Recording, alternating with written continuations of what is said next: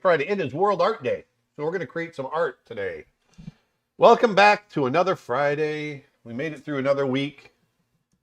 I got my booster shot yesterday, so I'm feeling a little bit weak and run down. But we're going to have it's not going to be a super long one today. I'm going to make it kind of quick. Although it's going to be fun. I'm just going to do some regular digital drawing, and we did one earlier in the week. Kind of an impromptu one with some other friends of ours, and we really had a good time. So I want to do it again, and I'm going to show you some photographic, how to fool the eye with some mock photographic techniques with painting digitally today. And but with that, before we do that, we're going to talk to you about our big sale that we got going on. Oh, first of all, too, I've got Nick here with me, Nick Birch. Hello, everybody. Dustin is out sick today, so I had my little germ bags of toddler grandkids over the other day, and they got us sick. Well, not me, but Dustin. So, but I love them, so don't worry about it. I call them germ bags.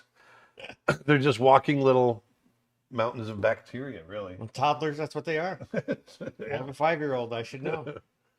So, we've got a big sale going on over at creatureartteacher.com right now. We've still got $5 courses and $1 brushes. A lot of the courses, like our How to Draw Big Cats course, is just $5. How to Draw Wolves, Coyotes, and Foxes is just $5. The Art of the Storyboard with Lyndon Ruddy is $10. Your brand new animation separating the performance from the mechanics course is just $5, which is a huge discount. So be sure to check those out, because this sale is not going to last too much longer. If you head on over to creatureartteacher.com, it's going on now. And also our new course, Dynamic Lighting in the Figure, that course is 50% off, and that ends on Monday. So this is your last chance to get that course for 50% off if you're interested. So Go ahead and get it now. Yeah. So once again, remember we dropped our prices down in response to COVID 2 years ago, and then last year, and we weren't able to maintain all that. But now everything's going up because of inflation and all that crap. So we've decided to bring things down again, and we can do that periodically. And so, once again, our mission when we started out this business is to make sure that everybody can afford, an education. And in our situation, it's for art. We teach art, I teach art, and I want to make sure anybody that wants to learn art can do it without going bankrupt. So that's what we're doing. So go on over to Creature Art Teacher and check it out. Now, the other thing I want to remind you guys, if you don't know already, is Nick and I are heading off to Europe on Tuesday. Someone want to know how long that Dynamic Lighting in the Figure course is. That is 22 hours. 22 hours. Yeah. So about the same time it takes to drive from Miami to Burlington, Vermont. There you go. There you go. So we're heading to Europe. We are heading to Europe. We're going to be in the Netherlands, Belgium, Austria, and Germany. Not necessarily that in that order, I don't know. Yeah, actually, the order is Netherlands first. We'll be in Eindhoven, April 21st and 22nd. And if you go to weareplaygrounds.nl, you can get tickets for that event. We have been told that all of these events have nearly sold out. So if you are watching this from anywhere in Europe, hurry up and get tickets if you're interested, because everything is over half sold out. Some of them are like 90% sold out already. Then we're going to go down to Graz, Austria, or Graz or Graz, or G-R-A-Z, whatever. G-R-A-Z, Austria. However you say that. That one's going to be Graz. That one's going to be a lot of fun. That is a 2-day animal drawing workshop presented by Carbon Black Academy. If you go over to their website, you can get tickets for that. It's 2 days of animal drawing, including we're going to go to the zoo for a full day, and you're going to get to draw along with Aaron. And it's going to be fun. Yeah. It's going to be a lot of fun. Then we go back up to Amsterdam for a 2-day character design workshop, April 30th and May 1st. Then from there, We've got a couple events that aren't open to the public, so I'm not showing you those. But then from there, we go down to Berlin for May 12th and May 13th. And again, you can get tickets for both of those events at weareplaygrounds.nl. And then we end up at the conference in Berlin, May 14th and 15th. So that wraps up the trip. It's going to be... And then we'll be back on May 16th. So that being said, all of that, we really can't guarantee a live stream. So we'll be taking a 1-month hiatus from our Friday live streams. If we have the ability or the opportunity to do a live stream while we're in Europe at any given time, we're going to go ahead and do that. So just be on your toes because we might surprise you. But as far as our regularly scheduled Fridays, we're going to be off for the next 4 weeks. So that's a long stretch. But we'll be over and talking to our brothers and sisters on the other side of the ocean. Yep. Looking forward to it. So I'm going to jump into drawing. Here I've got a document, 18 by 24 inches at 300 DPI. I'm going to go ahead and tone it like I like to do. So I've toned it. Let me show you the image I'm looking at. There's a little lion cub that Dustin photographed while we were in Africa. Look at the ticks on his... Oh, no, those are flies. Look at the flies on his neck. They get right in there and suck his blood. So the mosquitoes? No, these are like... I can't remember what kind of flies these are, but they also get ticks in them like crazy. Remember that leopard head was covered with ticks. But look at this blue-eyed tigers. Lions have like amber eyes, but here it's reflecting kind of blue. Kind of interesting. I'm not sure how that's happening, but that's pretty awesome. Oh, it's reflecting sky. That's what it is. As you can see, his amber eye in there, and then got reflecting sky right there. That's really cool. But anyway, I chose this because I thought the lighting was kind of dramatic, which I thought was kind of cool. He's in light and in shadow. And there's also some pushed, we have a shallow depth of field, and I want to show you how to do that with your work as well. So, so let's do that. Let's dive in, shall we? I'm going to put this on my other monitor. And we're going to jump over here. All right, so I'm going to create a new layer. And I like to start with my Pastel C brush. Pastel C. This is my custom brush that I created about 7 years ago. When did I make that brush set? Probably about 8 years ago. I would say that seems about right. Maybe even a little longer. Oh, I didn't. There we go. Oh yeah, and if you are interested in going to any of those workshops, if you go to creatureartteacher.com/Europe, you can get the full schedule. I should have mentioned that earlier. So I've just been getting on my timeline on Facebook 5 years ago. I'm posting all these images I was doing from the bear course. So we'll put the bear course out 5 years ago. Or at least I was making it 5 years ago.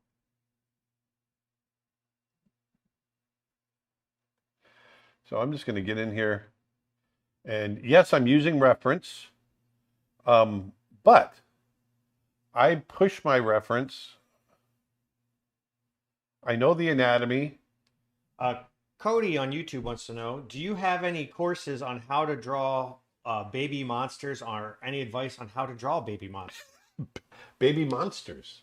Well, you have in your character design course, which is only $5, you have a... I do talk about character design. Well, you talk about how to draw cute. I do. Which if you're talking about babies, you're talking about baby proportions. Now, obviously, monsters can be any shape, anything. But babies generally, if you want to draw a baby, you do this. You keep this proportion, whether it's a lizard, a bunny, a human. If we have, maybe not a lizard in this case, but here you drop that eye line way down low, like this, and give them big eyes, set somewhat far apart, little nose, little mouth.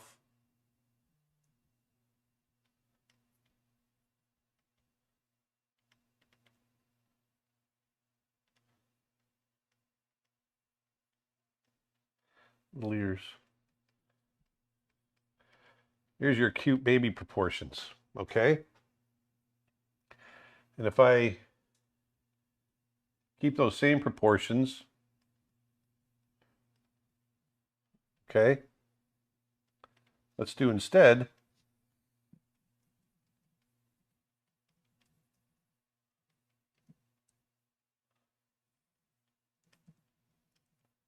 little mouth like that, little cheeks, same eyes,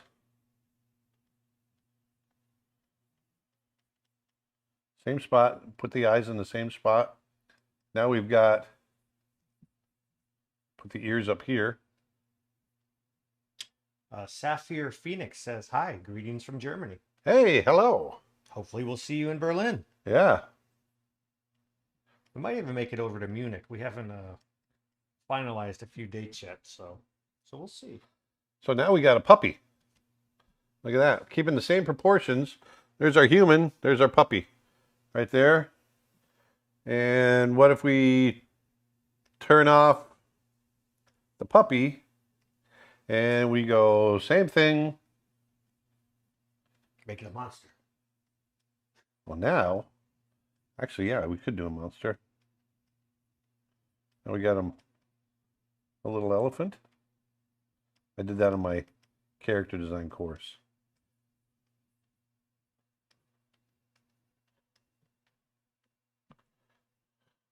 So keep those, the key is to keep those proportions. It's basically the big head, smaller features, and that gives you cute. And if we go here,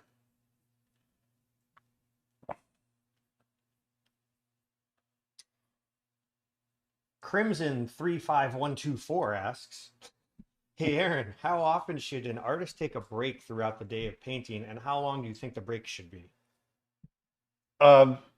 7. There you go. 7 times for 7 minutes. It's whatever you want. You take a break when you need a break. You just take a break when you need it. Depends on my deadline. If I have a looming deadline, I don't take a break. You know, so I work straight through. If I have a more leisurely schedule, then I take breaks along the way. It's just whenever you need them, whenever you feel like you want it, and then you don't take a break so long that you're gonna lose your drive. That's the only thing. But like I've been working on Snow Bear to finish boarding Snow Bear, to make sure I have it done before we go to Europe. And I start at 7 in the morning, and the only break I take is when I go into the bathroom. And last night I worked until, or the night before I worked until midnight. Zanji says, sometimes in painting there's a 20-20-20 suggestion. Every 20 minutes, look at something 20 feet away for 20 seconds to rest the eyes. Oh, there you go. I believe Ronnie actually mentions that in his color theory course, as a matter of fact. Ronnie Williford, one of our instructors. Ronnie Williford's course, Taking Control of Color, is also at its lowest price ever right now, which is $5. Awesome. I will post a link. It is a great course. One of the best. One of the best. So I'm just flying through here, sketching quickly. Here's the cheekbone. I'm thinking about the anatomy as I'm drawing this. This is all kind of a hollow in here. It all kind of sinks in because this is just flesh hanging off of the bone. The upper mandible is up top there, and then the lower jaw down here.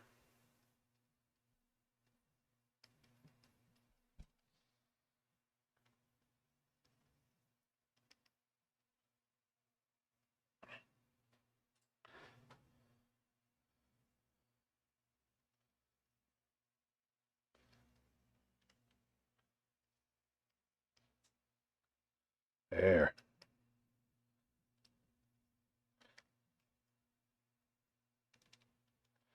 So I want to bring this right in here.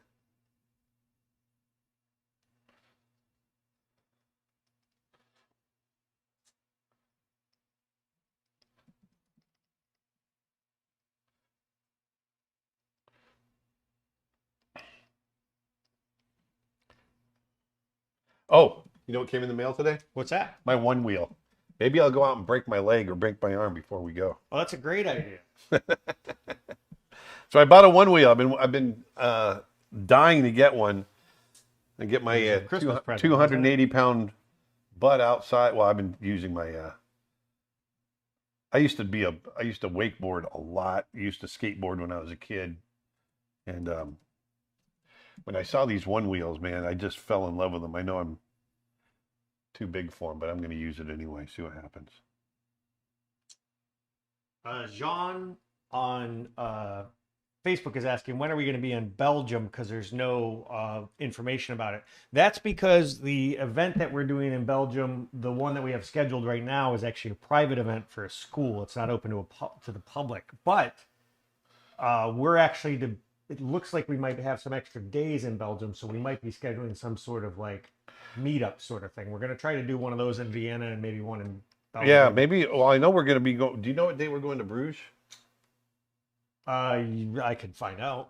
Because maybe we do. I don't know that we can guarantee that we're going to see everybody in Bruges. It's we have to, after this we'll take a look at the schedule because we're going to add the meetup days to the calendar here soon. I want people to have enough time. Got it.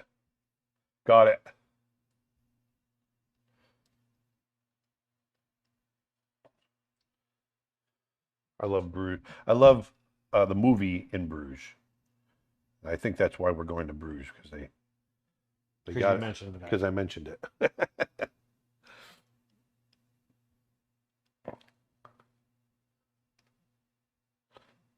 It's a good movie. It's a genius film. It should have. I know it was nominated. The screenplay was nominated. I think it should have won. It's some of the best screenwriting I've ever seen. Everything in that film. I don't know how well you remember it. Everything in that film is a setup. Everything in the first half, anyway, is a setup for something that happens later. Everything. It's incredible. It's amazing. Someone just said special live stream idea. Aaron tries the one wheel. There you go. It's on Twitch. And then also, does an animal exist that you can't paint, in your opinion? Heck no. No, because that's what people drawing. It's not. How do I explain it? If you draw anything. It's just how you attack it. Drawing a line, the way I approach drawing a lion is no different than the way I would approach drawing a house or drawing a molecule or anything. There's just, so no matter what you're drawing, you approach it the same way. Now, there's things that are more complex than others, sure, but you still attack it the same way.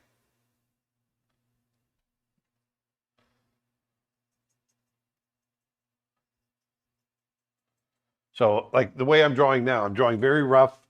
Everything's shape-based. I'm finding, I'm thinking in form. I'm looking at negative spaces. I'm doing all of that kind of stuff. And that's exactly how I draw anything, everything. YouTube comment, hey Aaron, thank you for last Saturday's workshop. I feel like my animation production has increased by at least 120%. 120? Wow. Means they've more than doubled their production. Exactly. Well, I enjoyed that. It was a lot of fun. And to be honest with you, I was nervous. I wanted to make sure that I could get as far as I did. But it happened, so I'm happy. It was a lot of fun to do. And we're going to do more of that for sure because I really enjoyed it. That was actually my favorite online workshop that I've done. Yeah, you were in the groove for sure, and it was a good flow to everything. Facebook question, do you prefer drawing on the computer versus paper? No, not necessarily. For today, because I need to make it somewhat of a quick live stream today, that's why I chose to work digitally, because I can get a finished image done quicker than if I was working on paper. I've still got to get some of my lectures pulled together and everything for our trip. So, Tikasuki asks, hey Aaron, will you update your portfolio one day? I assume they mean on the website, in which case I need to update the portfolio. If that's what you mean, yeah, because I don't really carry a portfolio anymore. Yeah, I mean, Aaron posts, the closest thing you have to a portfolio is Instagram. Post stuff there every day, almost. Yeah. So if you want to see the most current images, follow Aaron on social media for sure. There's a couple of galleries on the website, and we just update those intermittently, to be honest, because he's done so much work. The page would be a mile long. So I'm going to go back through. And it's not all winners, people. I can't put everything. That's right. Just kidding. Knowing anatomy is a huge in making these styling decisions. Is that correct? Yes. Absolutely. And if you're drawing from photo, don't expect a photo to give the information that you need to make it accurate. Photos distort, they lie. You see things in different ways. Lighting changes things. So a photo is there as just a reference tool, but you need to have the knowledge to back it up. Cameron on Twitch asks, "Hey Aaron, I have your charcoal tiger drawing, and I was wondering if there was a reason or backstory as to why it's signed twice." Yes. Oh, you have the actual drawing? I think this is the person that got the original. Because at one time, I'm sorry, it's signed. Well, actually, it's worth twice as much now. No. At one time, I was trying to get it in another frame. I thought I was gonna have to reframe it, and I thought I was gonna have to trim it, and so I signed it in the area that I thought it was gonna be trimmed to, and then it turned out I didn't have to trim it, so I never changed it. So sorry about that, but there you go. It's signed twice.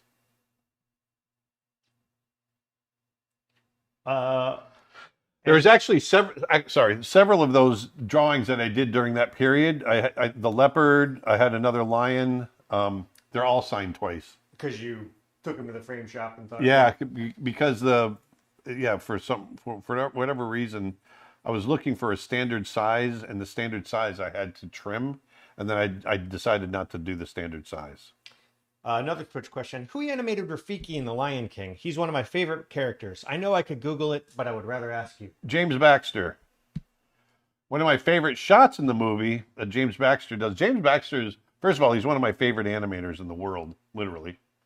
And there's the scene with Rafiki where he's got the big giant bowl and he's rolling it around, trying to read the future. And the way he rolls that is done so amazingly perfect. And James just did that out of his head. He's just one of those kinds of guys. James is incredible.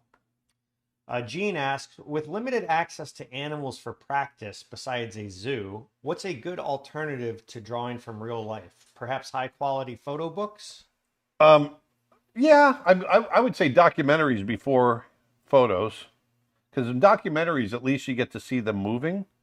So I actually draw from documentaries a lot.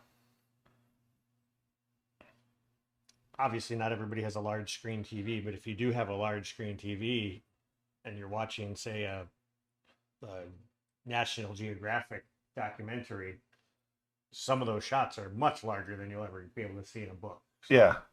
But even, I mean, I've been known to look at YouTube on my phone and draw from that as well.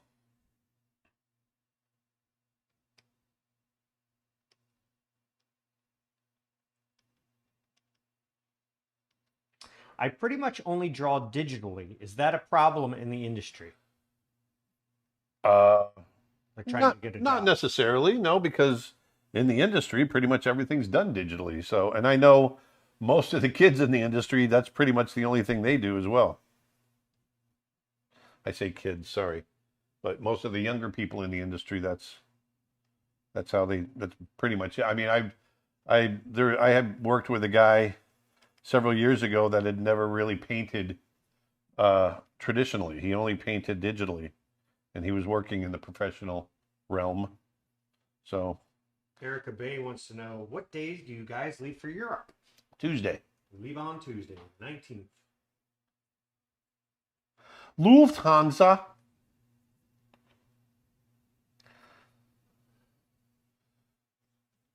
I'm going to get on the plane, lay my seat down, set up my little sleep machine, and go right to sleep.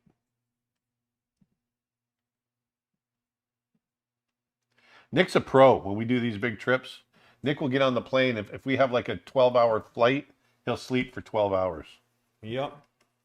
It's like time travel. It's hilarious. I don't get it. I don't know how you do it. Jamie says, painting digitally actually improved my ability to paint with real paint. Exactly. I agree with you 100%. Same here. Did the same thing for me. And I'd been painting with real paint my whole life. But it really helped. Painting digitally helped me approach my real paint. I shouldn't say real paint. My traditional paint. More freely. Any plans to come to the UK anytime soon for something similar to what you'll be doing in Europe next week? No, we don't have any immediate plans. We will be doing it, though. We will. We definitely will come back to the UK. There's no doubt about it. Might not be till next year. Yeah. Would be my guess, because there for a while we were in the UK. It felt like every 3 months. I know. Seriously, we went about 6 times in a 2-year period. But one of the things we did 2.5 years ago was the watercolor course at the Peckforton Castle. Yes. We rented, pretty much rented out all the rooms, and at Peckforton Castle, look it up. And we did a watercolor course there. Ronnie and I taught, and we had a class of what, 25, 30 people? Yep. And matter of fact, I don't know if you saw it or not, but one of the ladies, I can't remember her name, doggone it, from Netherlands, that was in the class there. She's going to meet us in the Netherlands. Oh, awesome. Cool. No, I hadn't seen that yet. I'm excited. Yeah. But we want to do that again. We really enjoyed Peckforton Castle. And I think they enjoyed having us. It went really well. So we're going to do that again. Just, we're not sure when yet. I still want to make sure that COVID's kind of not a thing anymore. Although it's probably going to be a thing forever, but at least not dictating everything. Also, I'm sorry for all the questions, but I saw that you were in Japan not too long ago, and I might be going there in a couple of years. I'm wondering if there was anything that you would recommend seeing or doing. Go to Kyoto. Definitely go to Kyoto. Well, I'm not sure what you're doing, but obviously Tokyo is always really cool. I've spent a lot of time in Tokyo. But Kyoto is, there's a lot of traditional architecture and inns, and it's just awesome. So go there. If you can get to Fuji, go to Fuji. Ride a bullet train. They go about 180 miles an hour. Mostafa asks, I wanted to ask, in order to work in an animation studio, is it a must to go to art school? No. Nope, you just got to do the job. Sometimes it takes art school to do the job, though. But I've worked with plenty of guys that didn't go to art school or get their degree. I never got my degree. What places have you been in the world? I have been to a lot. Yeah. With the countries that we're going to on this trip, it'll be 26 countries. Quite a few places. I don't know. Kenya, Tanzania. I'm going to go through like the wild areas. Kenya, Tanzania, India, Nepal, Thailand, Myanmar. I'm going to go through Asia. Myanmar, Singapore, South Korea, China. Did I say China? China, Japan, Brazil, Chile, Argentina, Colombia. Does Panama count? I don't think Panama counts. Well, we were in the airport. I don't think Panama counts. And then, obviously, like Mexico, Canada, the UK, Ireland, Denmark, France, Switzerland, Spain. Did you say Spain. I'm missing some in there. I'm not sure. Did you get Nepal and all those? I was reading. Yeah, I got Nepal. A lot. It's a lot. Yeah. Sandy says this workshop, the 2D workshop this weekend was so great. I had to get the right tools. I went ahead and got us antique and TV paint this week. Wow. I've only animated on paper before this, and that workshop got me excited to try digital. Have a great trip. Wow. I'm impressed. Good wow. for you, Sandy. That's awesome, Sandy. That's the big jump. You're not gonna regret it. Like I said, I'm always a big advocate for using the right tools. And if you're gonna do it a lot, get the best tool you can. And this is a Twitch comment from a first-time commenter. Hello, I'm glad I get to see you on a stream. I purchased recently your How to Draw Big Cats and How to Draw Wolf, Coyotes, and Foxes course, and I'm currently drawing my third wolf. I'm just having a lot of fun. Thanks for those courses. Also, I want to ask, would you ever make some ungulate animals courses like bisons, antelopes, etc.? I will be purchasing that if you end up releasing it in the future. Yes, there are plans to do that.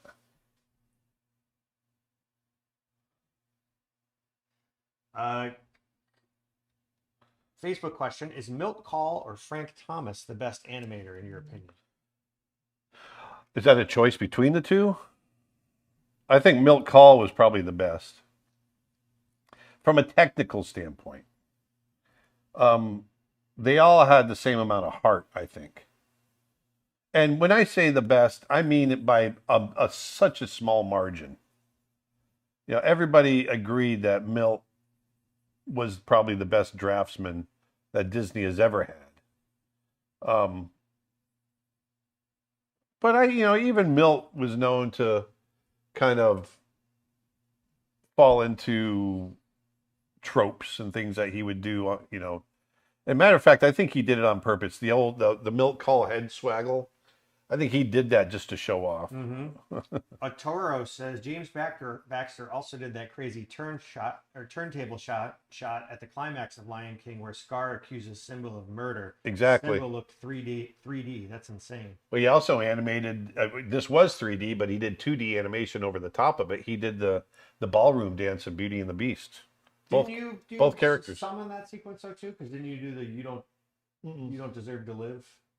Oh, you're talking about in Simba. Yeah, but not that shot. That shot, they're going around each other, and it's actually it's not 3D. It's all done with flat art, but the way they did it's different panning backgrounds and stuff. It's really cool the way they did it. So what I've done here is I've just created a silhouette with a base color. I'm going to create the local color of the cat, and what I'm going to do is I'm going to lock the layer so that I can't draw outside of it. And so now I've got this other brush I like to use, and I'm going to just start varying up some of the fur color. Now, when I say local color, what I mean by that, and some of you that watch me all the time, you know what I mean by local color. And local color is the color of an object when it's not in light, not in shadow. It's just the color, like it's a red apple or a green sweater or whatever. And then when you light it, depending on the temperature and intensity of the light, that's going to change the color, right? And then when you put it in shadow, that's going to change the color. So right now, I'm basically putting the color on the lion without any thought to light or shadow right now. That's one of the beauties of digital painting, is I can do light and shadow separate from everything else, which is kind of cool. Have you ever done any workshops in Poland? I have not. Yeah, there's some. Oh, Russia. Forgot Russia. Been to Russia. What are some principles of art that you follow in your designs? What are some principles of art that I follow in my designs? That's a broad question. I'm always following pretty much all principles of art. Appeal. Everything has different principles. That's a broad question. Composition, all kinds of stuff. Yeah, composition. Yeah, all of that. Well, that answers it. She asked what were some of them. So there you go. That's Yeah. some of them. Is it difficult to, Zanji wants to know, is it difficult to secure Hey, Zanji. a visa as a traveling artist? No, you just need enough leeway, enough time. For where we're going in Europe, the countries you're going to in Europe, we don't need visas. We don't need Most of when we've roads. gone to South America, we haven't needed. We had an issue in Brazil one time where our host, who was bringing us down there, Didn't think we needed one. And neglected to get us the visa, and we were actually in line to get on the flight to Brazil, and they said, "Nope, you don't have your visa," so we weren't able to go. Yep. And that was in Chile. We were in Chile, and our next stop was Brazil, and we weren't able to go, so we were a little stranded. Hey, Aaron, I just watched your older video on the importance of sketchbooks, and I was wondering, how come you don't use both sides of the page? Because sometimes I like to take them out if I'm going to, I don't know, frame it,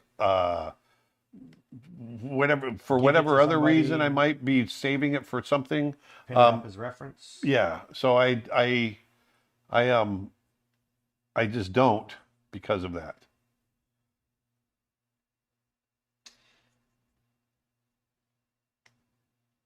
I'm going to keep this pretty loose today too. Do you have any paintings or sketches of moose you could show us? Why are moose making a comeback? Remember that was a thing on our streams for a while? Everyone wanted moose. Yeah. Hold on one second. While you're looking at, Maroon Rhythm on Twitch asks, is local color defined in a literal vacuum without any other objects around it to have reflected light effects on it? It is, well, basically. Yes. That's a complex way of saying yes.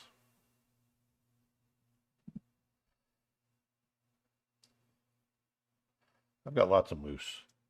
Let's do this. Moose sketch.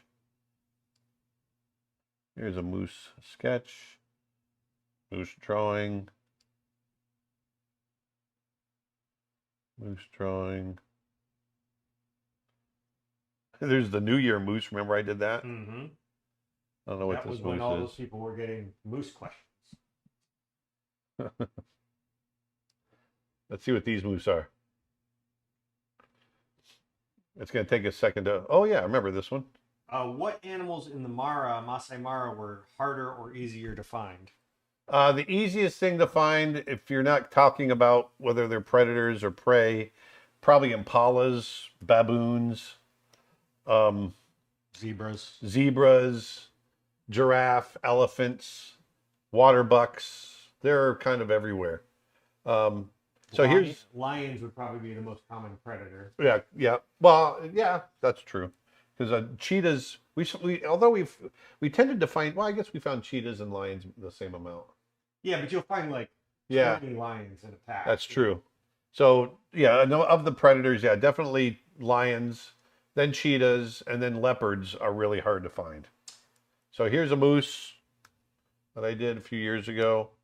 These are all moose that I photographed and drew in Wyoming. Here's one from 2013. This one's from 9 years ago. I actually did prints of this one. And Haley asks, I noticed the sale on your brushes. They're just $1 right now, people. Do you have any Procreate brushes, or are they all for Photoshop? Actually, all of our brushes work in Procreate. There's another moose. They're not specifically optimized for Procreate. It just depends on, but the latest versions of Procreate imports Photoshop brushes. So they'll work. And they're basically 95% the same thing as they would be in Photoshop. Yep. So check them out.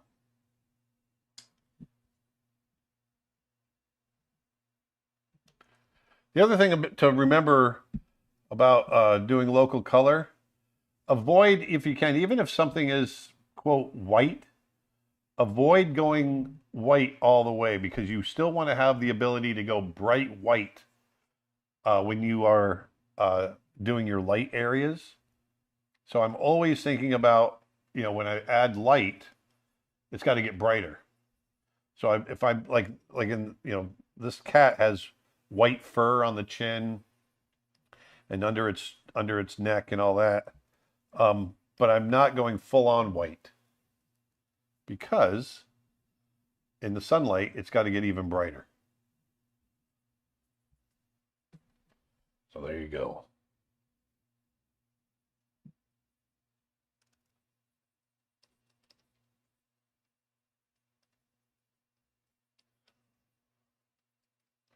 Did you hear any hyenas' laughter on your trips? Yeah. Yeah. What we'd hear most probably are hippos at night because we camped. I'd say we camped. That's a loose term. We had a tented hotel room on the Mara River. Shh, no, it was really rough. Uh, But that's how most of those campsites are there because Yeah, they're awesome. I mean, you're sleeping in a cot and you're sleeping, in a tent, but you have a shower, you have a bathroom, everything, you have plumbing. It's just that instead of hard walls, you've got canvas walls. It's really cool. And let me go through here. Uh, so you'd hear the hippos, but also didn't I don't know that we heard them so much on this last trip. Did we The hear any laughing. lions? No, lions roaring Yeah, in the distance? a little bit. I don't remember because at night, I remember on my first trip, and everything was so new on my first trip. This is in 1998. I'm sleeping in the tent, and my wife and I were, laying there. And it's like we're still jet lagging, so the we're waking up super early, and all of a sudden you'd hear lions roaring. And I remember 2 years ago when we went to the tented camp, the cheetah tented camp, we had a lion roar like right in the camp. It seemed like. Remember that? Or maybe you slept through it. I'm not sure. Yeah, I don't remember that actually. You guys said that, and I was like, I think maybe I did slip through it. So young lions are actually spotted. They have these spots on them. And even the adults have spots as they get older. They just fade.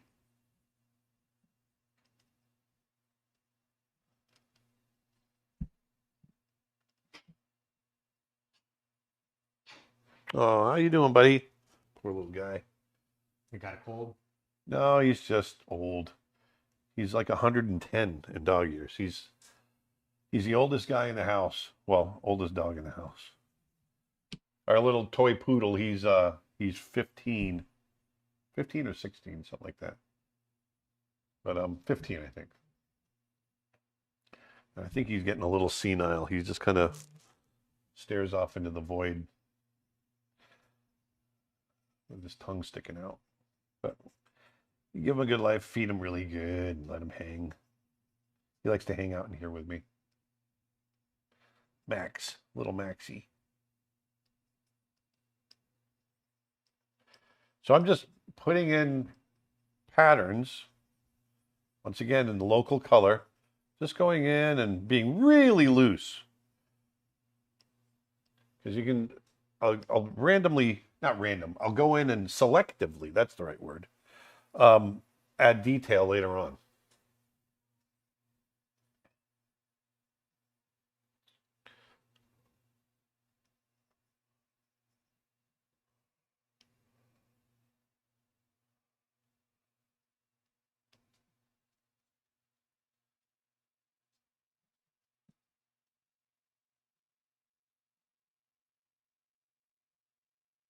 Have you ever seen the movie The Ghost in the Darkness? I have seen it. And I've been very close to that area at Savo. It's basically right where the airport was, where that takes place.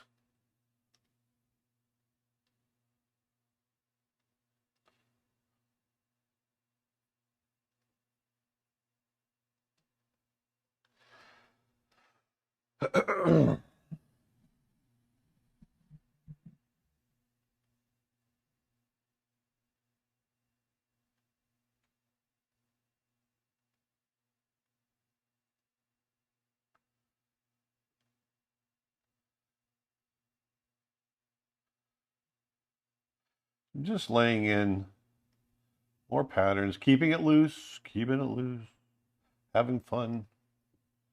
If you're not having fun, walk away.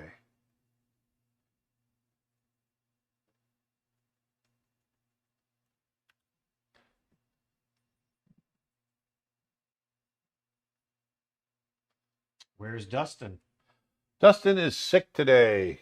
He's got the flu. He's got the crud. Everyone wants to see Max. Yeah, he's kind of sleeping over in the corner. We don't want to. Yeah, he was on my feet. Where'd he go? And someone wants to know, do the brushes work in Clip Studio Paint? Yes, they do. Clip Studio Paint, Corel, Painter, Krita, pretty much anything that can import a ABR file, which is what Photoshop uses.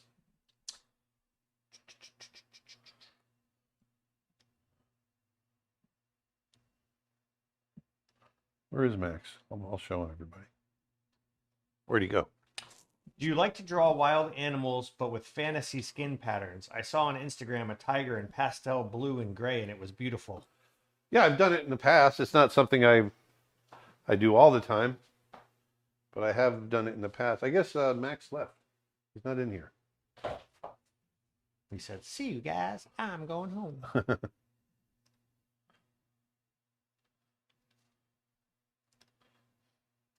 What animals what animal anatomy do you find the hardest to work on? Oh, that's a good question. I really struggled just getting the paws to work right when I was learning the anatomy. I've since gotten better at it, but yeah, getting paws to work right. Sort of like hands. I still struggle with human hands. Drives me nuts. How do you prevent an animation that your characters start to grow or shrink? I spend a lot of time on my starting drawing, on my starting pose. And then after that, I'm constantly referring back and double checking, especially the further I get into a shot, I'm constantly checking it against my original image, my original drawing. Constantly. Do you have a favorite dinosaur? Triceratops.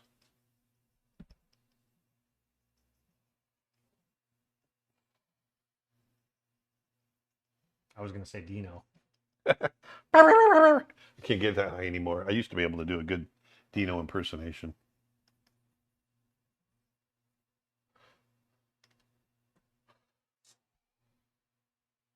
Ingrid says, hands are tough for me as well. Hands are hard. You know who's got a lot of good instruction on that sort of stuff is Proco, our good buddy Proco. Yep. If you go to proco.com, Proko, we've got a course over there with him on charcoal drawing of a lion, as a matter of fact. But he's got a lot of great stuff on how to draw specific anatomy parts, like how to draw hands, how to draw heads, how to draw legs. They're really in depth. He's pretty awesome. Have you ever drawn a dinosaur? Yeah. Yeah. Oh, yeah, sure. Oh, yeah, sure. Jordan wants to know, what are some of your favorite inanimate objects that you like to draw? Forks. That's a funny question. Sorry. That's a funny question. Trees. Are trees considered inanimate, or are they blown in the wind? Plants? Rocks? Landscape? If you draw an inanimate object in an animated film, is it still an inanimate object? I don't know. All right, so I'm almost done with the local color. Keeping it loose, you can see. Keeping it loose. Still not drawing every piece of fur and all that. You see there? Let's go in. Before we go in any further, I'm going to add the background. I'm going to stick with this brush, and I'm going to have them sitting on a cool grass. What's your favorite American folklore, like Bigfoot or Mothman, that sort of stuff? I mean, cryptozoology. Mm-hmm. Bigfoot, probably. I don't believe in any of it. I've grown out of it, but they're still fun. You know, they were cool. They were cool when I was a kid. I don't know if we've talked about this on stream. I think we might have. Do you believe in aliens? I believe there are aliens. I don't believe we've been visited by aliens. I just think the odds are too slim when you realize the vastness of space, how civilizations. I mean, I think there's a lot of even civilizations out there in the vastness of space. You know, the odds are just too great. Now, the odds of them, finding technology great enough to find us, I just don't know that. I don't know. I don't think so. I don't think it's ever happened. That's my personal belief. I've gotten into lots of arguments about it. No, I'm actually on the same page as you. My thought has always been, even hypothetically, if aliens are out there zipping around in UFOs, why would they possibly be interested in us? Yeah. They can travel at the speed of light and do all this stuff. Well, but that's the thing. Even traveling at the speed of light, it's still, 4 years to get to our nearest star. No. I'm just saying, even if they, Yeah. I believe that there's got to be life out there in the universe. Oh, there's that. Whether it's intelligent life is a whole different conversation. I have no doubt that there's intelligent life out there. Life could have evolved all sorts of different ways. Yeah. Having said that, I've never believed in the whole UFO abduction thing. It just seems like if you could do all that, why would you waste your time? Yeah. Of course, then why do we have ant farms? I don't know. Aside from your time at Disney working with other animators on feature films, have you ever done any collaborative piece with other artists? What was the one that we did with the little hugging bears? What was that one? I forgot about. I can't remember what that was. That was a year or so ago. Yeah, that was an online one. That was a couple years, believe it or not. That name is escaping me right now. Yeah. Yes, I've done collaborative stuff. Yeah, and you've done collaborative illustrations, like the exquisite corpse type stuff they call it. That's right. Aaron, I struggle with fully rendered drawings, but I love to quickly sketch things. Would something like a storyboard artist be a good path to aim for? Sure. Now, drawing storyboards doesn't mean you're drawing quick and sloppy. You still have to draw clear and, so just because something isn't finished, you got to make sure that it's, it's readable and has life to it. Okay, so I've got that laid in. So now what I'm going to do is I'm going to create a, actually I'm not going to, I was thinking about creating a clipping mask over the silhouette of the lion, but I don't think I'm going to. I'm going to put shadow over over everything. Parker on YouTube says, I was just asked to watch Brother Bear today for the first time, so I'll let you know my review afterwards. Oh. Please do. Let us know in the comments. We'll probably be off the stream by then. Ooh, hear the thunder? Oh. And the lightning. Oh, Spread the Love is the name of the project with the hugging bears. Oh, that's right. Spread the love. I'm curious as to what you're drawing on today. Is it a Wacom? I am drawing on a Wacom Cintiq Pro 32. Do this. And we'll go widescreen here. Hold on.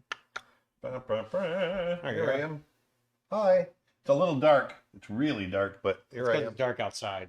Yeah, but there we go. Oh, we don't have this light on. Oh, there you go.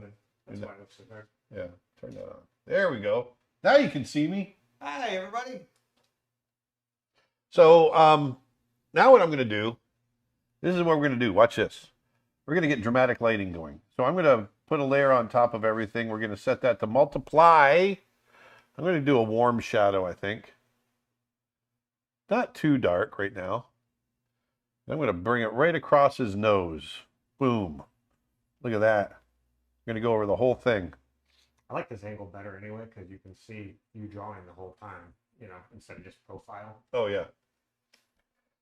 And I like to see the hands on the screen. I'm going to put everything in shadow, except for just the highlight on his face. So this is where everything's going to start taking shape.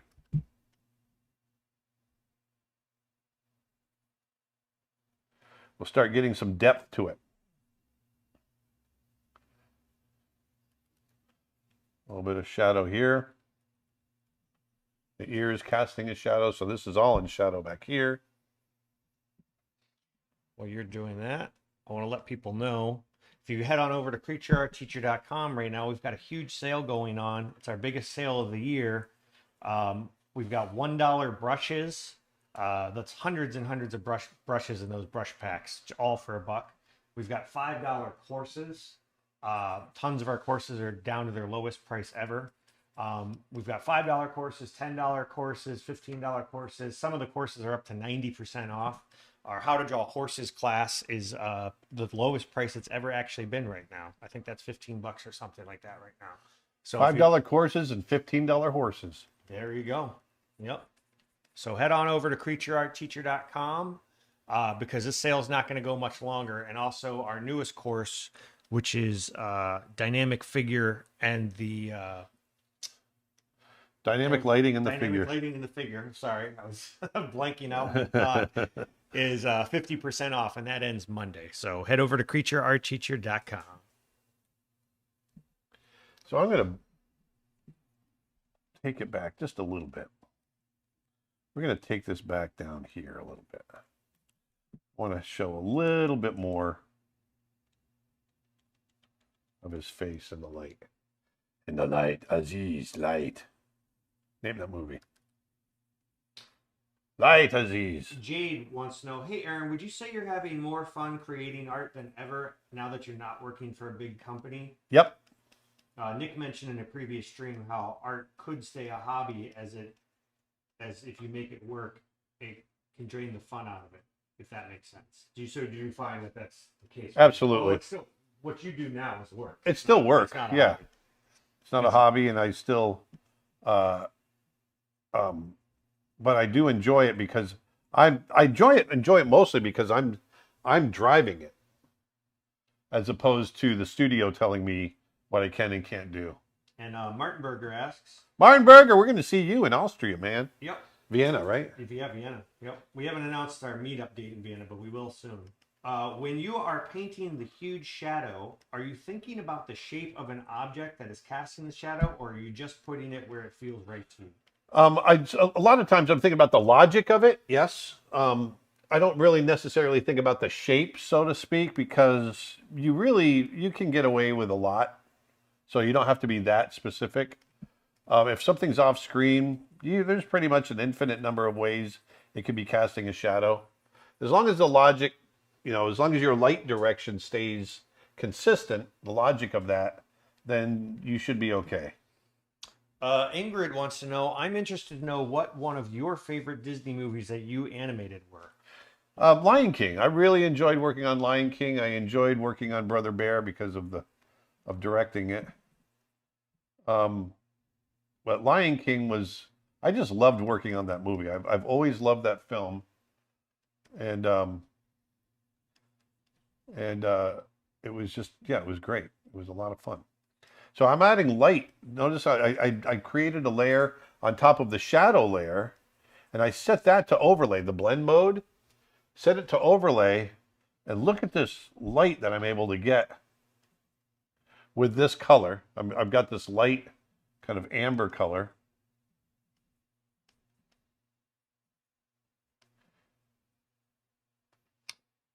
Did you ever take commissions in the past, and what do you think of commissions? Oh yeah, I mean, when I lost my job at Digital Domain, went bankrupt. Yeah, the company went bankrupt. There was a period there where I needed to do commissions in order to get by. So I was able to pay my mortgage and my rent and everything else by doing commissions. Did some big paintings. Someone just said, I like this angle a lot better too. That way we know Aaron isn't using some sort of stunt animator during the cutaway shot. That's right, crazy stunt animator. Ingrid says, Lion King was the first movie I saw in theaters as a kid. Wow, that's cool. I remember the first animated movie I remember seeing in the theaters was it 86 when they re-released Snow White in theaters? I don't know when they re-released because I remember seeing that and Spaceballs as a double feature on the same day. Oh, no kidding. Yeah, my dad took us to both. We literally went and saw one, came out, bought a ticket, and went in. It was the only time in my life I ever saw two movies back to back like that. That's pretty awesome. And I remember seeing Song of the South too when they put that out in the 80s. And then that was like the last time it was ever out. Exactly. Because it's completely racist. Yeah, I was little, so I don't remember it that way as a kid. Right. I just remember, oh, that's silly. You know. Yeah, exactly. I know. I loved it. That and Dumbo. Yeah, when you're a kid, you don't that stuff flies over your head, but yeah, it's Yeah. definitely not in good taste. Let's see. A lot of people. This is from a while back. I'm just catching up on some of the comments. They got the Fifth Element reference when you said light. Oh, Aziz. Aziz Light. Aaron is the Tom Cruise of animators. He does all his own stunts. You're damn right I do.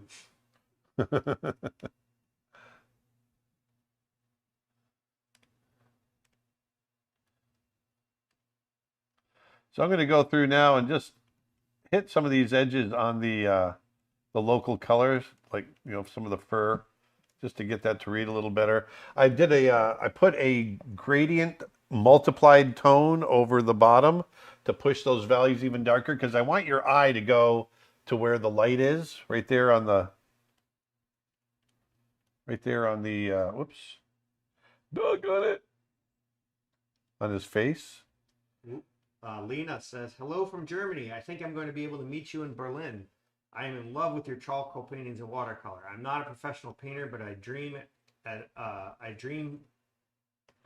40-year-old regraduate some oh sorry, it's just Are you okay? thing. Are you okay? Are you okay?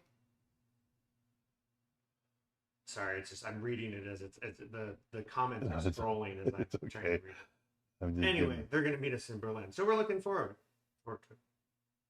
So what I'm going to do now, everything is warm. Even the shadows are warm. I did that just so it doesn't gray out. If I use a cool overlay set to multiply, it grays everything out. I at least want to keep the color. Now what I'm going to do is I'm going to create a layer on top, and in the areas that that's the eraser.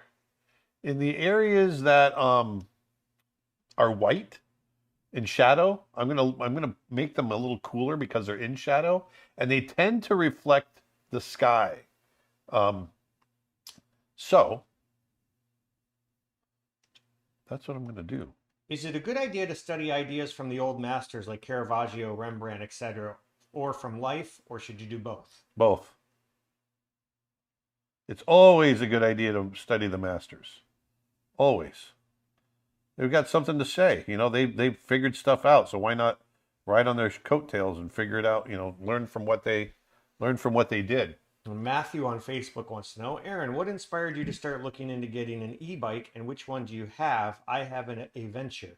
I've got a Pedigo, and it was just we've got all these bike trails out behind our house. My house borders right on a 31,000 acre wildlife refuge, Wekiva Springs Refuge, and so I love to mountain bike, but we have a lot of sugar sand and just stuff that's hard to bike through on the trails.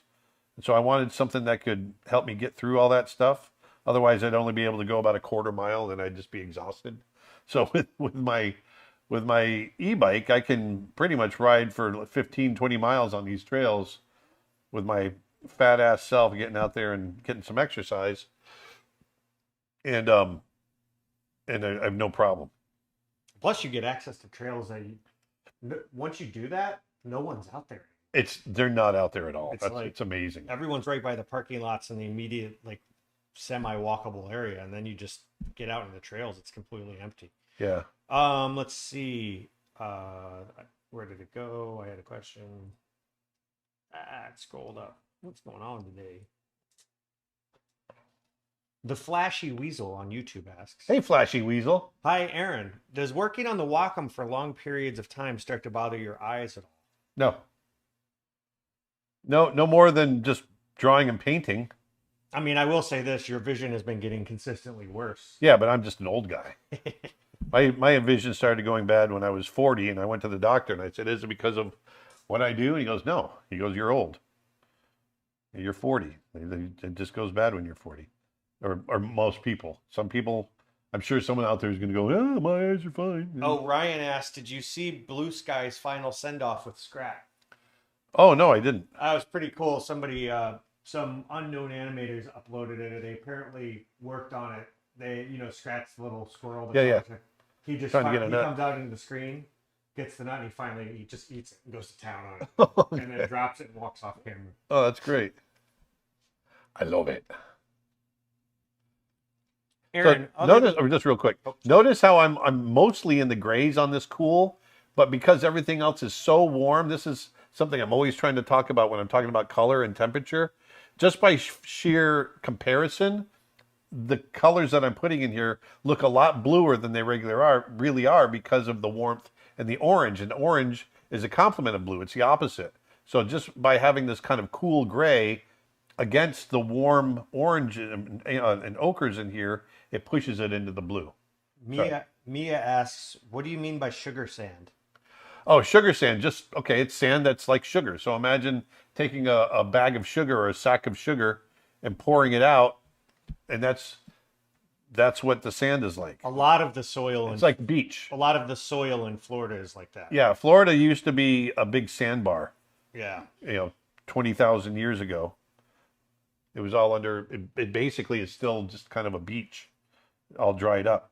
So when you go out in the forest, everything grows in sand. Who other than Glenn taught you how to animate when you were at Disney? Mark Henn, Mark Kausler, a lot of different people. Dave Steffen, And Alex Cooperschmidt. Nikita says, "Hey Aaron, I have a ticket for the character design workshop in Berlin. That's the 2-day one. Could you tell us more about what to expect there? It's my first workshop ever." I'm going to take you through the process that I go through, and the principles and all of that when thinking about character design. So we're going to talk about the writing of the character, getting to understand the character from basically from a personality standpoint before you ever start to draw, and then we'll start talking about some of the principles. The appeal. Structure, all of that kind of thing, anatomy. We're going to talk about a lot of different things. I put the slide for the Berlin workshop up. That's May 12th through May 13th. Be sure to check it out. You can go to weareplaygrounds.nl for tickets, or you can go to creatureartteacher.com/Europe for our complete European tour schedule. And we are going to be adding some updates to that soon. So what I'm doing is I'm constantly going back and forth on this and just hitting value, which is light and dark, and temperature.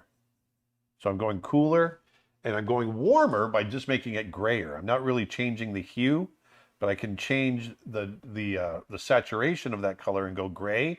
When you're using a cool color and you tone it down, meaning you make it grayer, you're actually warming it up. When you're using a warm color and you gray it down, you're cooling it off. Going gray is meeting in the middle. So if you're warm, you're meeting in the middle, you're going to cool it off. If you're cool and you're meeting in the middle, you're going to warm it up. And the middle is basically a middle gray. Martin actually asked, "Have you heard anything about Glenn Vilpu? All of his courses in Austria were recently canceled. I'm just a little worried about him. Hope he is fine." No, I haven't heard about it. We haven't heard anything. I know, and I don't want to speak to why he may have done it or not. I know Austria was one of the countries that was going through a surge of COVID recently, so he may have decided he's not the youngest guy anymore. Might have just decided it's a lot to travel, but haven't heard anything, no. He's a great guy. He's a genius, too, when it comes to drawing, especially figure stuff. Oh, yeah. Whoops. Matthew wants to know, what type of drinks would a sandbar serve?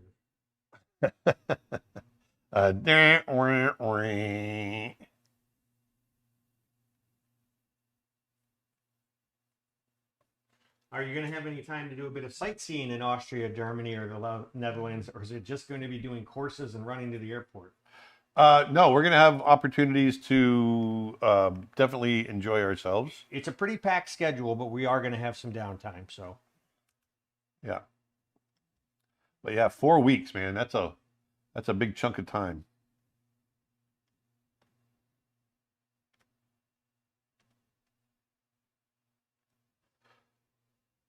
So what I'm doing now is I'm just going through, and in the light areas, I'm going to start kind of hitting highlights in the fur, getting some textures. Sorry. It's all right. Maroon Rhythm asks, isn't it a principle of shadows that the values are darker and the saturation is reduced? So why don't you like graying in the shadow? Say that again. Isn't it a principle of shadows that the values are darker and the saturation is reduced? So why don't you like graying in your shadow? The saturation is reduced, and I do gray. Yeah. But even within that, you're still going to have warm and cool. Right. So it's all relative. That's the biggest thing to understand about color is color is relative to the color next to it, including graying. When I say the term gray doesn't mean without color. Gray is just it's a general term. You can have because you can have warm gray, cool gray, all of that. And so I am always looking at the temperature of my grays. Not aliens, but the temperature of the grays in order for the light to read. Because I'm going in here and really brightening things up, and then when I go into the grays, the perfect example is looking at this area right here, that area right there, that's supposed to be white in shadow. So I don't want it to be warm. So I'm going to touch it, but then I'm going to go and grab a cool color up here and maybe go slightly lighter.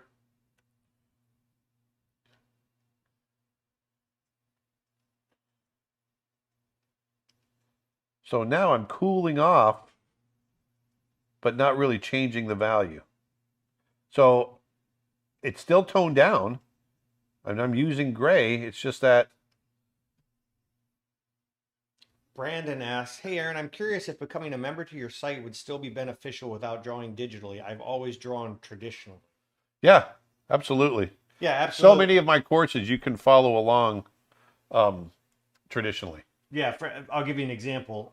First of all, we've got over 500 hours of lessons, and some of them are just straight up on traditional media, like how to paint watercolor, how to draw on charcoal, color theory, painting, field painting, all that sort of stuff.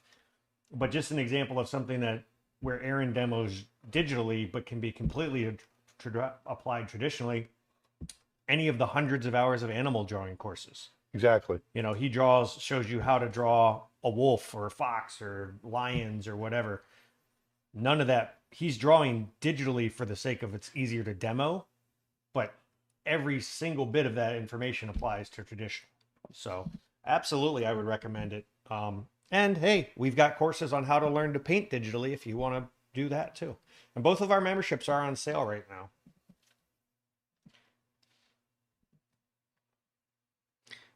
Actually, I should let people know we do have a 7-day free trial now on our monthly streaming plan.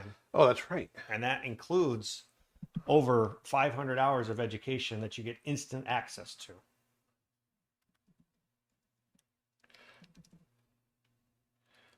So I'm keeping this pretty simple.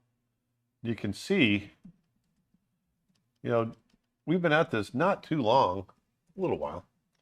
And it's amazing the amount of work you can get in here. I'm just hitting, fur details where it needs it, where I want your eye to go. Wherever I want your eye to go, I'm going to add a little bit more detail.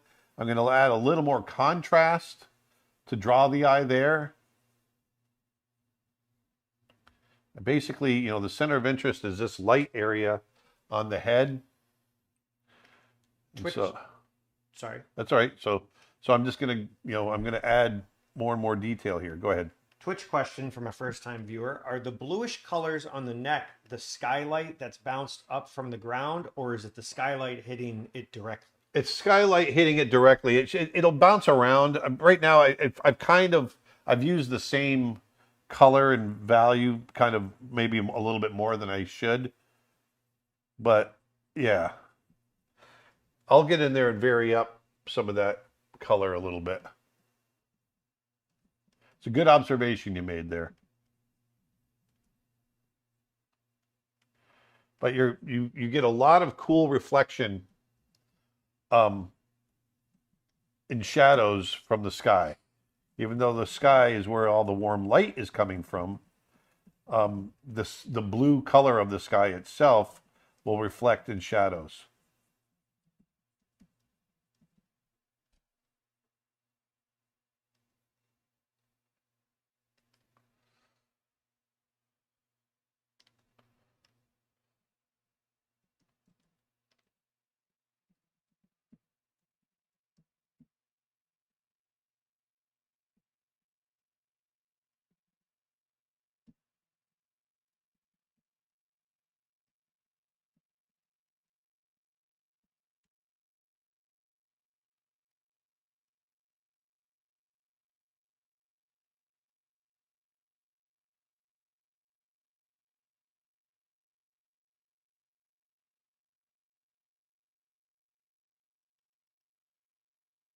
There we go.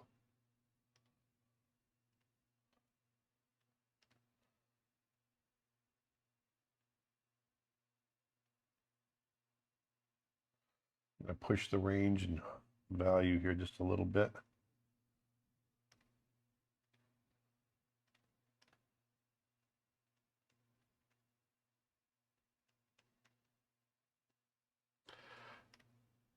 Now here's where it gets fun. You know, on this the black lips, they get wet and really shine back a lot of sky color. So you get a lot of like this. I'm going to blow this up a little bit. Purpley blue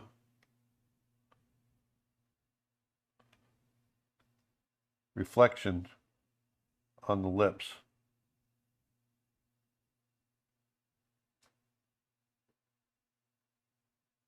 Have you ever seen The Page Master? Long time ago. So isn't it like Yeah. started as live action with Macaulay Culkin? Yeah, I That's- think, I've yeah. never Is seen that it. Jean-Luc Picard's in it? Is he? I think. And Whoopi Goldberg.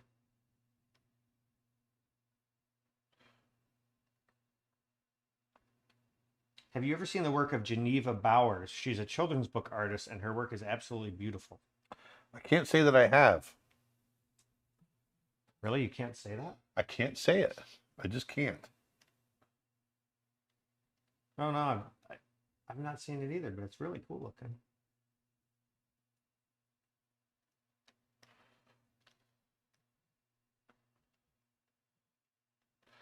There.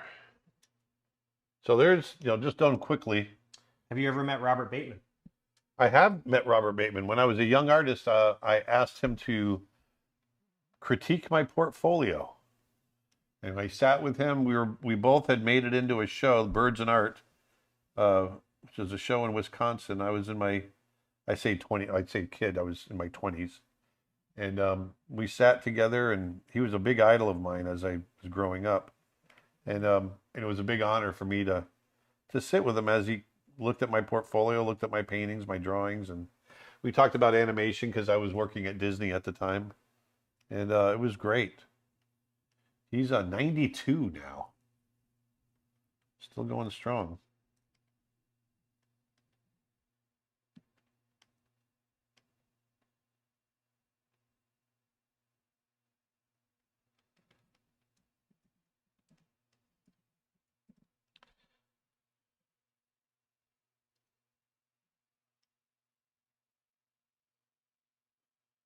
Let's see here. I'm just hitting a few more kind of sketchy details around here. And then we'll call it done in a minute. Sometimes I like to just do a really quick kind of sketch, which is what this one is. It gives you the sense of light. Plus I've got to go through my classes that we're going to be teaching overseas and make sure we got everything. That's the next thing Nick and I have to do today. Someone first-time caller saying, sorry if this question seems out of line, but it looks to me like the shoulder is not in line with the other shoulder. It seems slightly smaller than the other. Sorry, my first language is Italian, if that's not coming across right. No, it's a good call. It's not that it's smaller. It's actually shifted. You should show the reference. Yeah, and well, one point I want to make is that sometimes your reference lies, but in this case, if you looked, if I draw through, let me. This is a really dark image you're going for today. Yeah, well, I haven't really hit the. I might crop it too. If I draw through, this is his shoulder here. His other shoulder is here. The shoulder blade, if I draw through, comes up and over like this. That's why we're seeing part of that one. And then the neck comes around. But the neck wraps around the shoulder here and wraps around the shoulder there. So it's actually accurate. It's just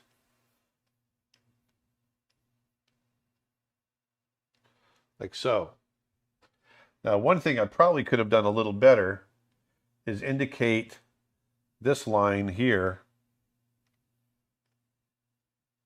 continuing up this way, like that.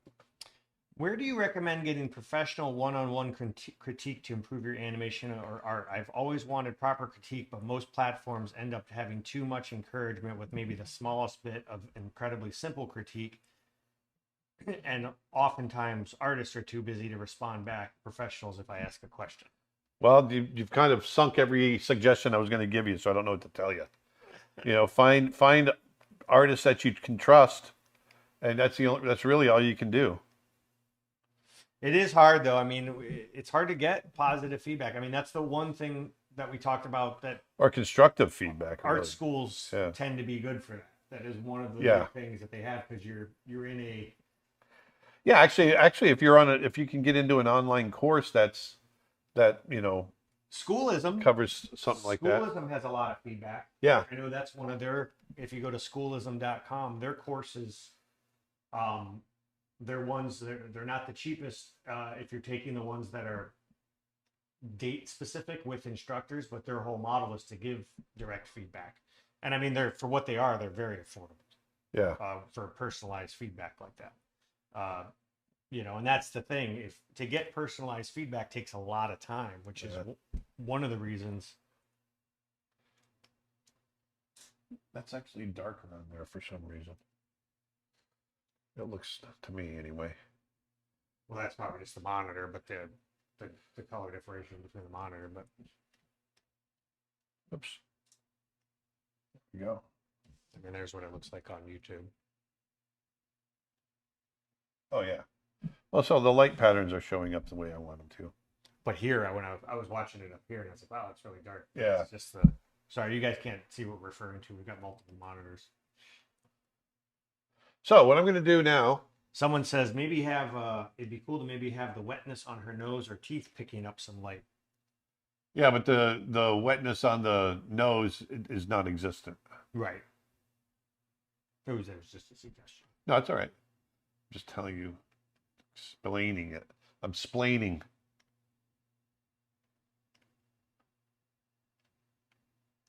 So now I'm just going to start adding a few little highlight details.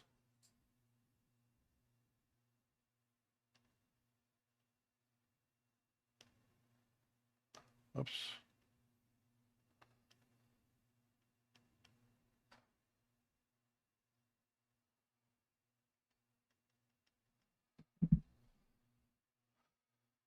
Are you currently studying mermaids for the upcoming mermaid season? No. Usually do one or two a year. I do, yeah, but I don't go and study them. I like them, just make up my own.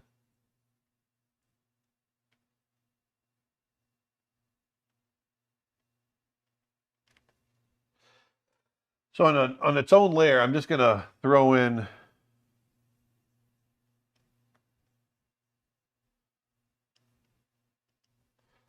the fur. I mean the whiskers. Whiskers.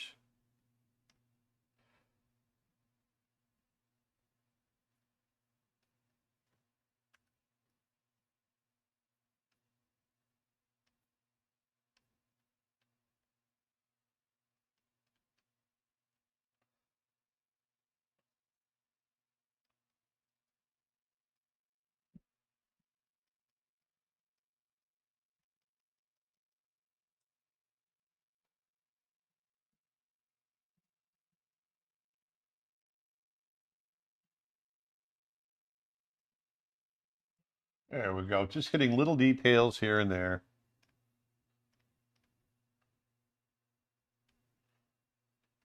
Keeping it sketchy. Keeping it loose.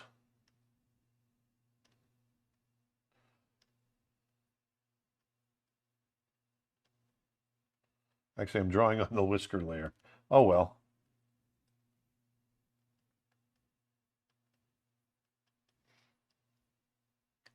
Again, for those people that might be joining late, this is going to be our last live stream for officially Friday live stream for about a month or so, because we're going to be doing our European tour. We leave next Tuesday. We're going to be hitting a number of stops. We're going to be in Eindhoven, Netherlands on April 21st and 22nd at the Art Department Workshop, or Expo, I guess. That's like a big art conference. That's open to anyone, so you can get tickets at weareplaygrounds.nl. Then we're going down to a very limited workshop presented by Carbon Black Academy, 2 days of animal drawing in Graz, Austria. That's April 24th and 25th. And those spots are very limited. I think it's only 15 or 20 people are going to be a part of that. So head on over to carbonblackacademy.com if you're in Europe and you think you can make it, because that's going to be one you don't want to miss. Yeah. And then April 30th and May 1st, we head back up to Amsterdam, and you can get tickets at weareplaygrounds.nl. Then we're down in Berlin, May 12th and May 13th. And then we're also in Berlin on May 14th and 15th. And you can get that complete schedule at creatureartteacher.com/Europe with links to all those tickets in case you missed any of that. There we go. Just putting some finishing details on here. Now I want to see if we can do some photographic effects in here. One thing I want to do is take the background, and I am going to go into filters, blur. I'm going to go into the blur gallery, and I'm going to do tilt shift. And so what I'm going to do is basically the foreground I'm going to keep in focus down by the feet. And everything else in the background that goes behind him, I'm going to blur out. And I'm going to push it quite a bit. Can I build a career in art based off your courses? We've had people do it. Yep, we've had a lot of people. We have had people do it. We've had a lot of people that are now animators or working in the game industry that have taught themselves to draw.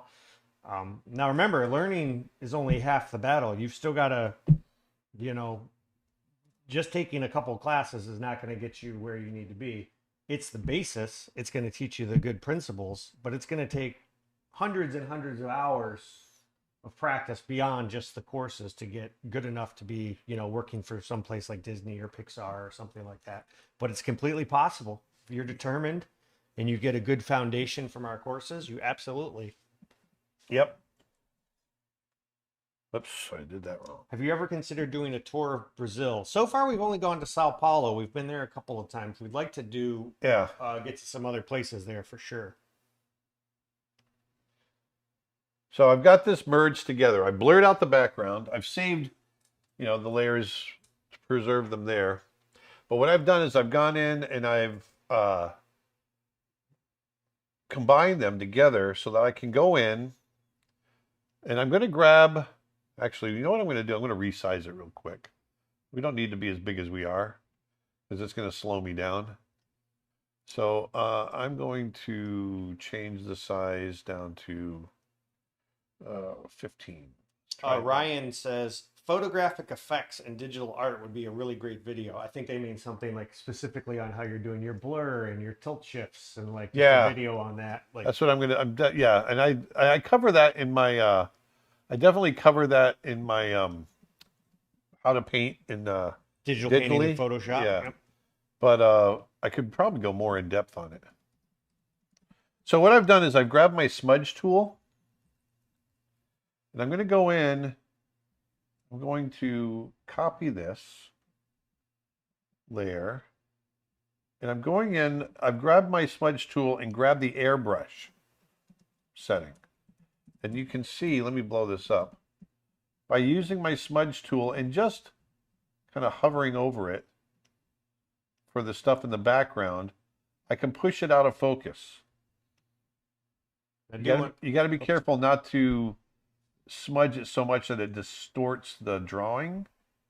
That's why I just kind of hold it in one spot. Go ahead, Nick. Sorry. Oh, no, I was just going to say I posted a link to the digital painting and Photoshop course, but I want to remind people that with our 7-day free trial on our streaming membership, you can pretty much check out any of our courses and take them for a spin. And then we hope you'll stick around and learn more. So far, people that have taken us up on that free trial at an overwhelming rate are sticking around for many months. So check it out. So what I'm doing is I'm basically blurring out the stuff in the background that would normally, that's out of the focal plane. The stuff within the focal plane will stay in focus. Now the reason I double up the layers is because sometimes as I get close to these edges, the part that I want in focus will go out of focus. Then I can just erase that back. And I've got a layer underneath. I'll show you what I mean. While you're doing that Twitch question. Actually, I'll wait till you're done with this. Sorry. Okay. Just real quick, I'm knocking that ear out of focus.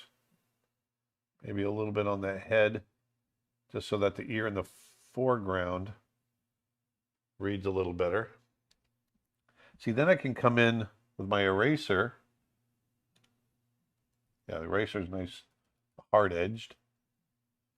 Come in with my eraser. Because I have a in-focused layer underneath, I can come back and erase it back so I can get my nice focused edge back. See that? Look at that. Gene says, I'm doing the streaming option. I highly recommend it. And I hope one day I can tell Aaron about getting the job as well with this foundation.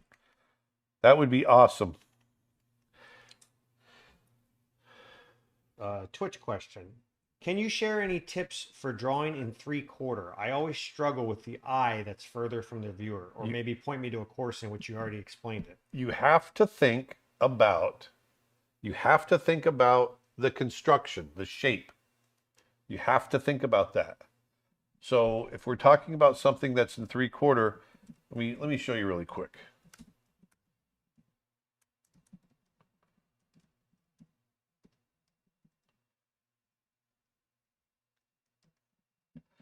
When you're looking at a person, the eye, people do struggle with that because they forget that the eye is set inside the head, that there's a bridge.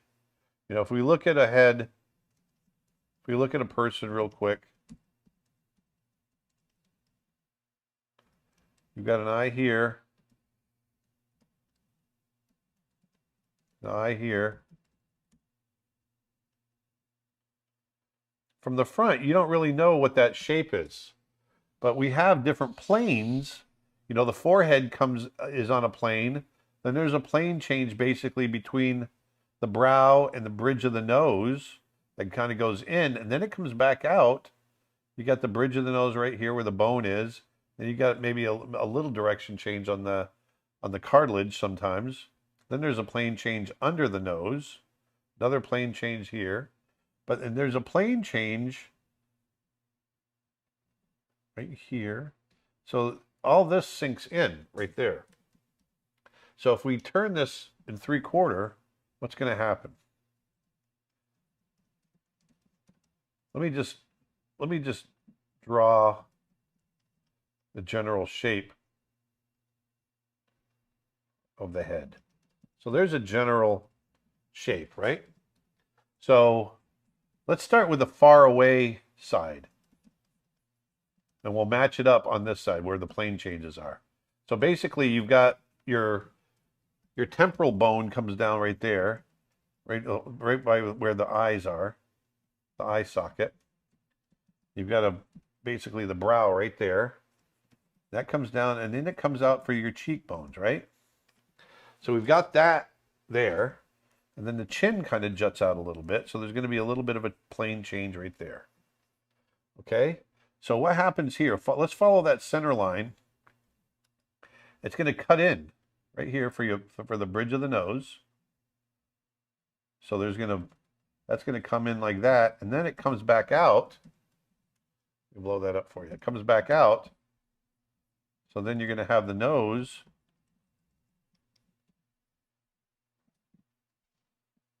There's your nasal bone right there, and this is all cartilage. So the underplane of the nose is there like so, and your nostril is in there like that, okay? With the nostril coming this way. And depending on the nose shape, obviously there's an infinite number of nose shapes. This part of the lip comes out.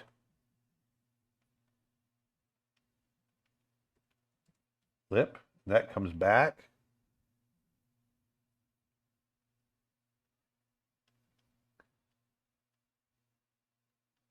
And then we cut in here. That top lip is usually in shadow because the light comes from above. Okay? Now, you got if you have a furrowed brow, you have a little wrinkle right there. So that's usually where that is, with your eyebrow coming off of that. Your eyebrow is right on that ridge. Feel where your eyebrow is and then feel the bone underneath it. You can feel the change going into your eye socket. So there's the eyebrows. Okay? We're just building off of what we know. So let's come to this eye because we're in 3/4. Let's draw the other side of the nose coming down. And it comes out this way, and then you're not really going to see the other plane on the other side. But make sure you got to set that eye inside the socket. Okay?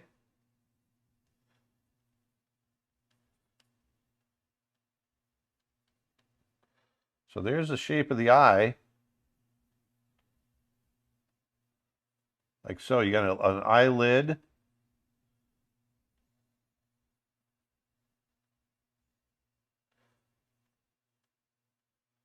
Okay?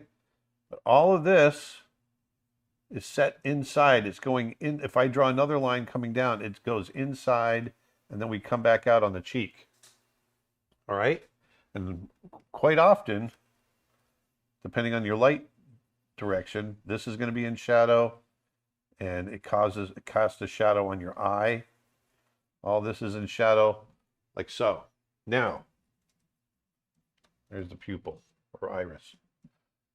Now, what happens on the other side? The person that was asking the question, you got to think about that eye. Let me get rid of some of this construction lines.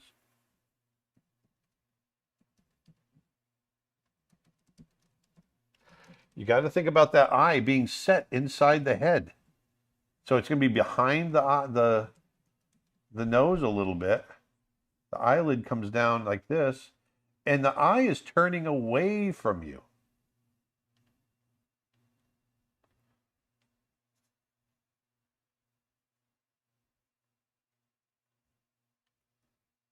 Okay. Actually, I'm not really seeing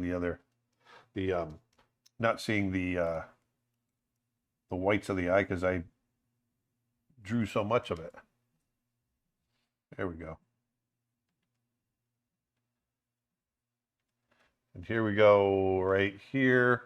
Once again, shadow going across. But it's really all about thinking about everything sitting inside. Actually, you can pull that other cheek out just a little further. Think about it all sitting inside that skull. Okay? I go over all of this on my anatomy class, actually. If you go into my anatomy course, I cover all of this. Again, which you can get part as either our free trial on our streaming membership, or it's on sale right now as well. I'll post a link in the comments. All right, so there you go. Think about the construction of the skull. All right, let me finish this up real quick. So we've got all this on the same layer. I'm going to combine these. Actually, that course is just $10 right now. Oh, there you go. And you can own it and keep it forever. So now what I'm going to do is I'm going to go in, grab a really bright warm color. I'm going to grab my airbrush again. I'm going to set my brush blend mode to color dodge. I'm going to burn it in, bring the opacity way down, like 10%. And I'm going to come in here and watch. I'm going to hit this, and we're going to brighten it right up. Like the sunlight's just burning right into it.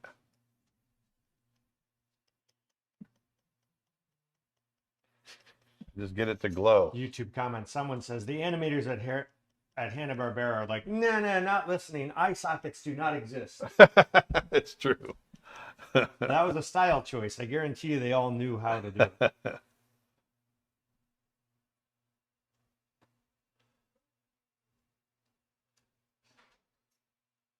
So let me grab my little spotted brush here. Let me use this one.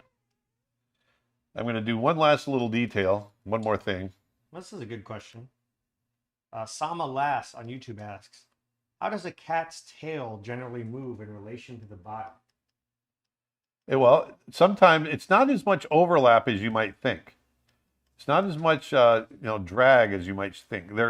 There is some, but like if you look at it like a cheetah, when it's running, that it uses that tail as a rudder. Sometimes the tail is driving where it goes. But I tend to just use it as overlap because it feels like it should. When you're doing a walk, you mean? Like Yeah, I just get it to overlap and it feels right. But there's stiffness to it. You want to make sure you carry the stiffness through. It's not like overlapping like a jump rope. Right, there's bone in the tail, right? Yeah, exactly. So it will flex and stuff, but you also want to make sure that you're keeping the rigidity of it.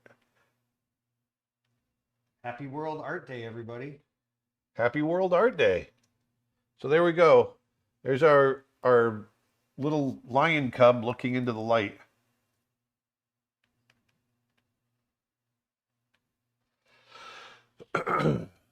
Get some little fur textures in here.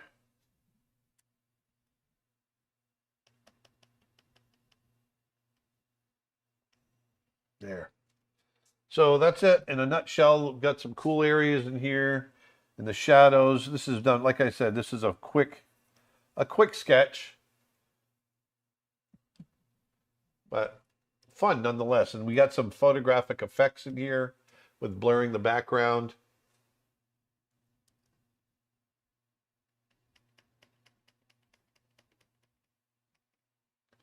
There we go.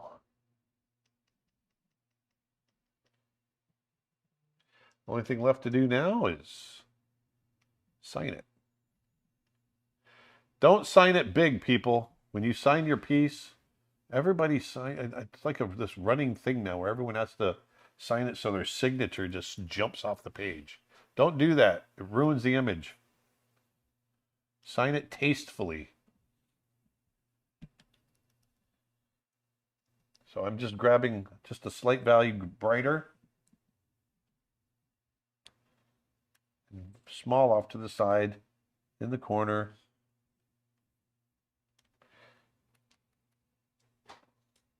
There's our little lion cub.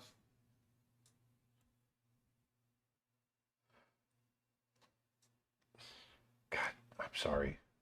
One more thing? One more thing. Ha! Everybody take a shot. Bingo cards were just completed. He said it. There's this area right here that just has to go a little darker. By the way, if you like these streams, please share them. Hit those like buttons and hit those share buttons and all of that. Smash that subscribe button. All of that stuff, because that really does help us a lot. That's how we grow. And that lets us keep making more videos. So if you can help us by spreading the word, We greatly, greatly appreciate it. Also want to remind people while he's finishing up here, we've got our biggest sale of the year going on still at creatureartteacher.com. We've got $5 courses, $1 brush sets. How to paint light is down to $10. That's one of our most popular courses ever for its lowest price ever. Perspective drawing is just $5. Tons and tons of brushes for just $1 each, including Aaron's got these great hair brushes and foliage brushes, and his brand new advanced animation course on separating performance from mechanics is just $5 over at creatureartteacher.com. So be sure to check it out. We've got ZBrush courses. We've got all kinds of stuff. And if you are interested and watching from Europe, please go to creatureartteacher.com/Europe and you can check out the full schedule for our upcoming workshops. We're going to be there next week. Yeah, man. Next week. I know. It's insane. This time next week, we'll already be there. I know. Almost a week will have gone by. Yeah. Well, You're 4 off days. camera now. Oh. Hey, how you doing? Bon voyage. So here you go. There's our lion cub in the light. So take some of these techniques and try them out if you're working digitally. They're a lot of fun. And I enjoy doing it. And you know, you don't have to spend hours and hours and hours on a piece to get a nice satisfying feel for it. So there you go. So I hope you guys have a great rest of your weekend, rest of your week, the great month coming up, because we're not going to necessarily see all of you. Oh yeah, this is a holiday weekend for a lot of people all over. Oh, the happy world. Easter. Happy Yeah, Easter. happy Easter, Passover. everybody. There's several holidays going on that all Yeah. fall this weekend. So Yep. Anyway, if we don't see some of you while we're gone, we will be back here in 4 weeks. Well, 5 weeks. yeah, probably 5 weeks. 'Cause by the time we get back, we'll settle in. And It's going to be a long one, but we'll be coming in the summer, and we'll be back again. So we might do some impromptu live streams like at random times. So yeah, if we can, like when we're at the zoo in Graz, we might be able to do a live stream while we're doing that if we can. If we are able to do it, you know, while we're out on location, we will definitely do it similar to the way we did it in Africa. So I hope you guys have a great month, great weekend, great holiday. Go on out there, do some painting, put some beauty back into the world, and I will talk to you next time. See ya. bye everybody. Have a great week.